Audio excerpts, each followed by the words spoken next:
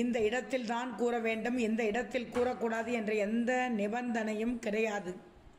இவ்வளவு நேரம் இத்தனை முறைதான் கூற வேண்டும் என்ற நிபந்தனையும் கிடையாது. எங்கு நமக்கு முருகனின் அருள் வேண்டும் என்று நினைக்கிறோமோ அங்கு இந்த மந்திரத்தை கூறலாம். முழு மனதோடு முருகப்பெருமானை நினைத்து இந்த மந்திரத்தை கூறுங்கள். கூறினால் முருகனின் அருளால் உங்களுடைய வாழ்க்கையில் இருக்கக்கூடிய தடைகள் தவிடுபொடி ஆகிவிடும் என்று நம்பப்படுகிறது. மந்திரம் இதோ. ஓம் ஐம் சம் சரவண பவாய நமக. ஓம் ஐம் சம் சரவண பவாய நமக. எளிமையான இந்த மந்திரத்தை உங்களுடைய மனதிற்குள் முருகப்பெருமானை நினைத்து கூறிக்கொண்டே இருக்கும்போது முருகனின் அருளால் எதை நினைத்து கூறுகிறீர்களோ அது நடக்கும் என்று நம்பப்படுகிறது.